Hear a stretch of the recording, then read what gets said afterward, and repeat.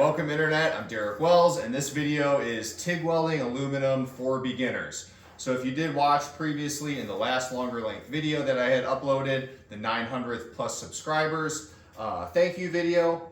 As we're starting off kind of this 2025 year, I did mention that I have been doing a lot of aluminum welding, and that kind of gave me the idea of being able to create a video for beginners to be able to get yourself started with a video that is not flooded with so much information and knowledge that you get confused, whether we start talking about balance and frequency or preheating. We're just going to keep this very basic, kind of to the bare minimum, to be able to help very beginner welders kind of get started on the right foot. So we've broken this video down into a couple different sections. Cleanliness is going to be our first one. Cleanliness is probably our most important one. We'll get into some consumables and kind of what I'm set up for using for what a beginner welder might have.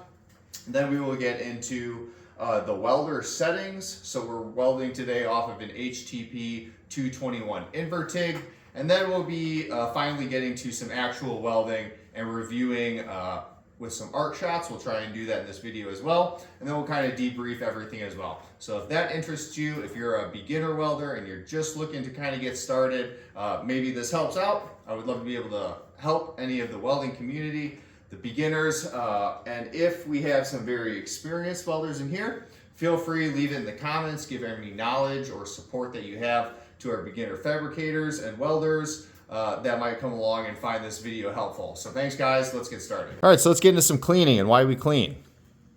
So first off, I have two pieces of test pieces here that I cut up. I got these pieces from a job that I did previously about a year ago, and these were leftovers. So this is 3/16 aluminum.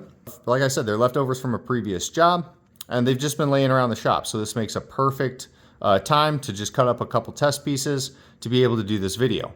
If you are a beginner and you're starting off in a shop, chances are there is a scrap pile that is a mile high, from aluminum to steel, stainless, and if you're trying to learn a new skill, chances are very high that your boss or shop manager will be very pleased to have you ask if you can use a couple of the scratch pieces out of the steel bin to be able to help improve your skills and knowledge in welding. So that's just kind of how these came about. These are from an old previous job. They're never going to get used. They're out of my scrap bin, and makes a perfect time to make a video and be able to help anybody out. Moving forward here, we can see that they are uncleaned. You can kind of see the scratches in them from the packaging on how they came in. So we need to clean this. So why do we need to clean this? Aluminum is a very soft based material and does hold dirt and debris. And if we do not clean this, then the chances are very high that we will be embedding porosity into our weld and not giving the proper professional weld that we are achieving and trying to do. So how do we clean aluminum? Here I have a small stainless steel brush. And let's talk about the stainless steel brush for a second. This stainless steel brush is only for aluminum welding, or only for cleaning aluminum. I want to touch base on why this is only for aluminum welding. If we have ever heard before of cross-contamination, that is why. Let me describe this. A stainless steel brush used only for aluminum should only be used for aluminum, so that we know that this will not embed other properties into our aluminum. So if I've used this stainless steel brush for, let's say, carbon steel or just random cleaning, then the chances of dirt or debris or other materials in these bristles would then embed into my aluminum, which is exactly what we're trying to avoid. So if we're cleaning aluminum, use a stainless steel brush that is only for aluminum. If we're using stainless steel or we're cleaning stainless steel, use a stainless steel brush, but make sure that that stainless steel brush is only used for stainless steel. Lastly, here we have some acetone. So after cleaning with the stainless steel brush that is specifically dedicated for aluminum, then we will wipe it down with acetone. We will do this a couple different times. Once it is clean, then we will clean again. It is always proper to remember that once you think it is clean, clean it again. You can never not clean enough. All right, so moving forward, I'm gonna clean one of these. I'll clean this one, and then we're gonna leave this one unclean so we can see what two separate test pieces, or what one clean looks like after cleaning and what one looks like if you were to leave it alone and not be cleaned. All right, so now that the cleaning is completed on this right piece of aluminum, I think that this gives a great example on what one clean versus one dirty looks like. This is a great side-by-side example. Now, I probably should have videotaped this and put it on a time lapse, but as you can see, I stainless steel wire brush this way, I stainless steel wire brush this way, I cleaned it with acetone, and then I repeated the process. Now also, as you can see, I am wearing some plastic medical gloves, and what this is doing is that we are keeping the oils off of our hands, off of our piece of aluminum. So this is cleaned. We have stainless steel brushed it. We have cleaned it with acetone. We are also wearing doctor's gloves, right? To not embed our aluminum with any oils or any debris from our hands. Lastly, I want to push this cleanliness just one step further with our beginner welders, and I want to talk about our gloves that we'll be wearing for when actually performing the weld. And that, as we can see here, this is a very old glove that I've had around the shop. I've even MIG welded with this. I have just used it for basic shop needs. And there's a lot of oil and just dirt and grime on this. You can even see and tell that it is going onto my glove. No, my glove is not touching my piece of material here. But if you can imagine, if I were to touch my new clean piece of aluminum, just how much oil that this would put in to the surface of my aluminum. Now, even take this a step further. Let's say our filler material, we're handling our filler material with this. We are definitely going to have oil and debris on our filler material. This is going to be putting porosity into our weld, and that is exactly what we don't want to do. So if you're doing a weld, if you're taking a test, if you're practicing, go get a fresh pair of gloves. Set yourself up for success and do it right. For this weld here, I will be using the Tillman 25 BMs. Great glove, very thin material. So let's get started. All right, and to finish the cleanliness up, let's talk about our filler material. You can see I have added and put on a brand new fresh pair of gloves when I'm handling my filler material. Now, this filler material, if I take this right out of the box and I just start to use it, the chances of this being dirty are very high. And as I go to weld and I use my filler material into my weld, I will be putting porosity and debris into my weld. So let's clean this up and see what kind of debris it leaves off on the rag.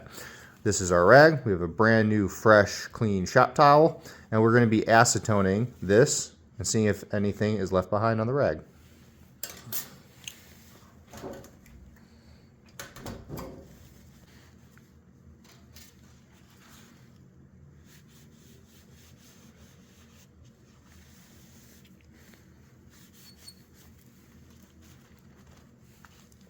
And right there, we can already see that this filler material is very dirty.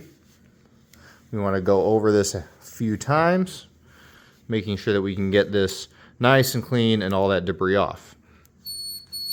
Now, if you hear that squeak is a great sound to hear.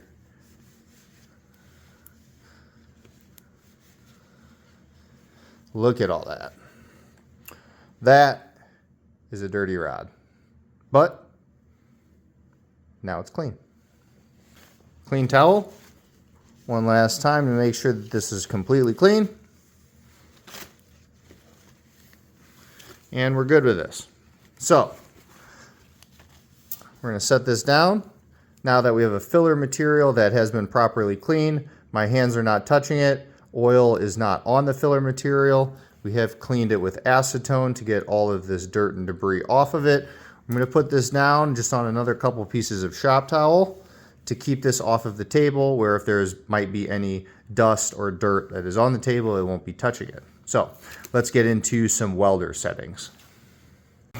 Okay, as we get into our welder settings, this is an HTP 221 invert TIG, and I do want to clarify right off the beginning that the tank that we have is 100% argon.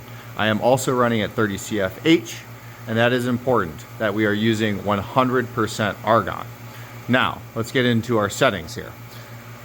For my amperage, right here on the right, I am running high amperage, as aluminum takes a lot of amps to be able to penetrate the top layer of aluminum. I do like my amperage to be set generally higher than it needed so I can float the pedal as we get moving.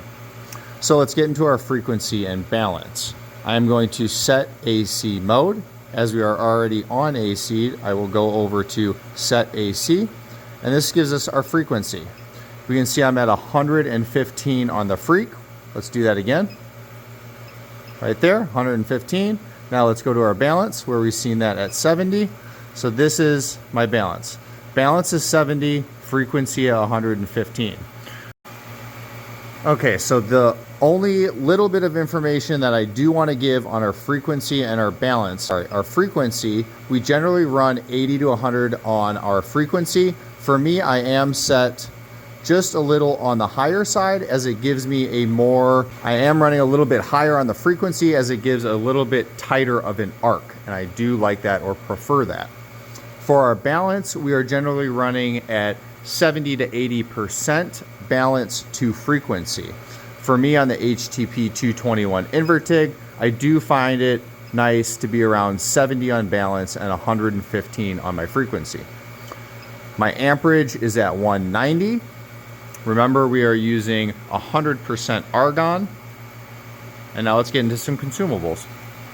All right, so let's go over some of our consumables. Now, as this video is for beginners, I am going to keep this very basic and to a minimum for simply what a beginner welder might have or what you have in the shop without spending too much money. This is really just the basics of what you're going to need to get started. As we have talked about gloves previously, we'll kind of touch base on this again. A brand new pair of gloves for welding aluminum, being able to keep any dirt and debris off of your welding material as oils or dust that you might be using as like shop gloves, I would not prefer. Let's kind of keep it to the basic with clean gloves. Second, and probably one of the most important thing, is our welding hood. We are going to need a welding hood for welding. Let's please not burn our eyes out. Now let's go over our torch. Now the torch is a basic setup as to generally what every welding shop is going to have.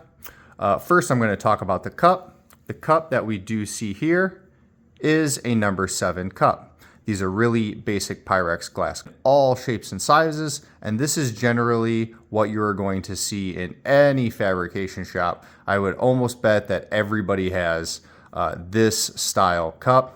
A number 7 is pretty middle of the road and will work great for what we are doing today.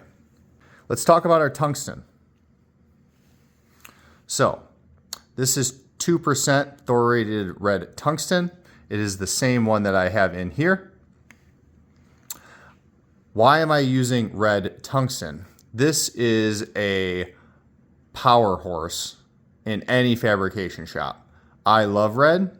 You can use it with steel, stainless, aluminum. It is really and do all tungsten.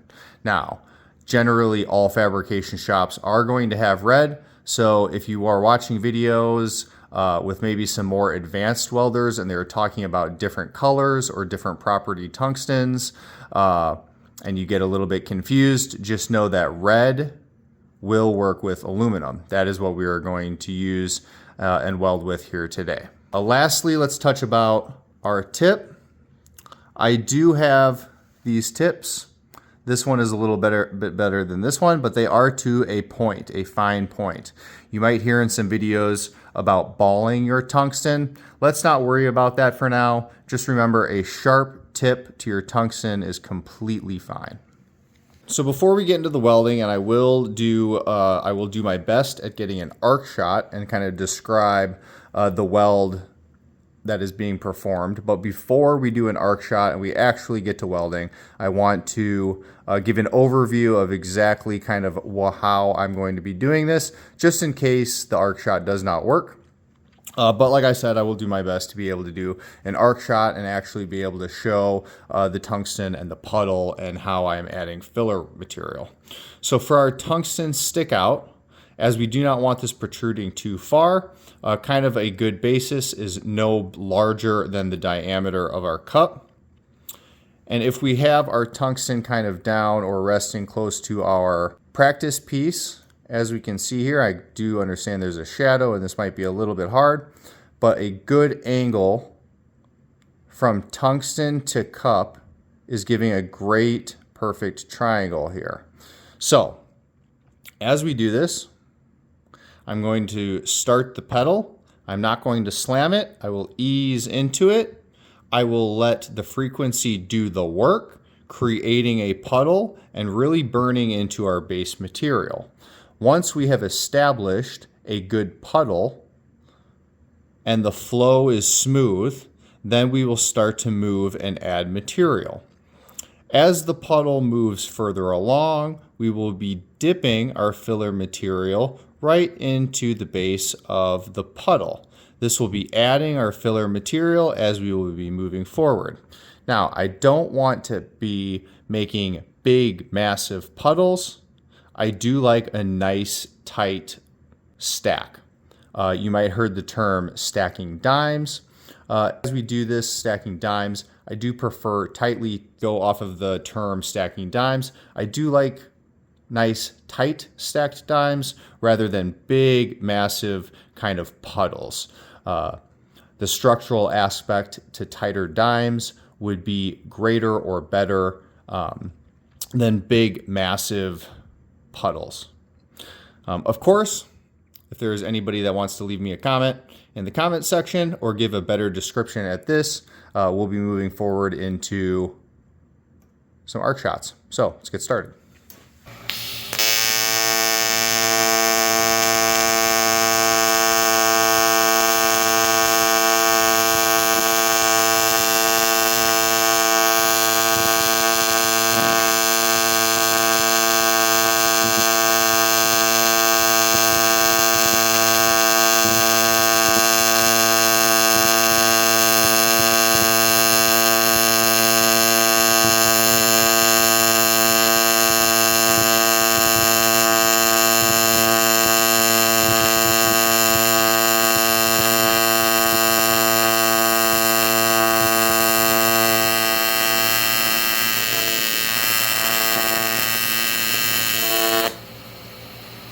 All right, so there we have it. Let's get into a review now. Now, might I add, the filler wire that we are using is 4043.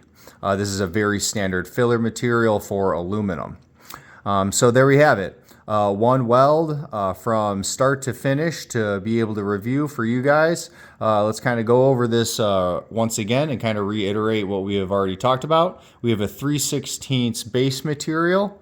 We cleaned this with a designated stainless steel brush. We acetoned it. We cleaned our filler material with acetone. Now let's go over our welding setups once again. We were welding off an HTP 221 invert TIG. Our amps were set to 190.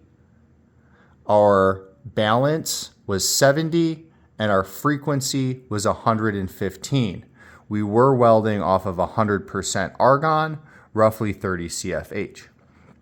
Now, as we started and we created our puddle, we made very nice and consistent dabs, moving along in a horizontal motion where we got to the end. And yes, I did kind of give it a one last dab to complete our weld. Now, something that I do want to kind of look at really nice and tight here is why I do like my frequency to be a little higher and give a nice controlled arc, is I do feel like it does give our toes a very nice kind of lay into our base material. So let's get that a little closer here. So there we have it. There's our weld. A nice consistency. Our dabs are very nice and consistent. Our toes are nice and flush.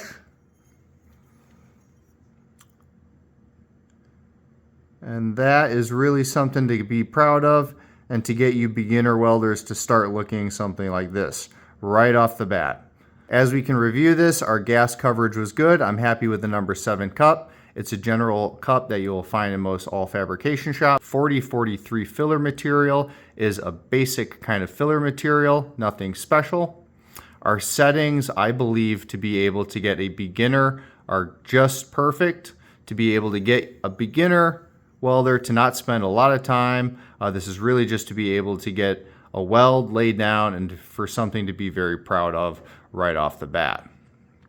All right, let's keep moving forward. All right, so there we have it. From start to finish, everything that you would need to do to get a beginner welder to lay a good aluminum bead from start to finish. I believe that we kind of went through this in a great kind of chronological list. So we have our base material, scrap material that I had laying around the shop, 3/16 thickness. We went over cleaning, right? So designated stainless steel brush, specifically used for aluminum. Wire brush it down, acetone white, keeping that clean and then not touching it with any dirty gloves. So we're using a clean, fresh pair of gloves. We're cleaning our filler material so we're not embedding any porosity into our weld, and we're starting off right on the right foot. Cup, a number 7 cup, red tungsten or 2% thoriated. A welding hood, you're going to need that.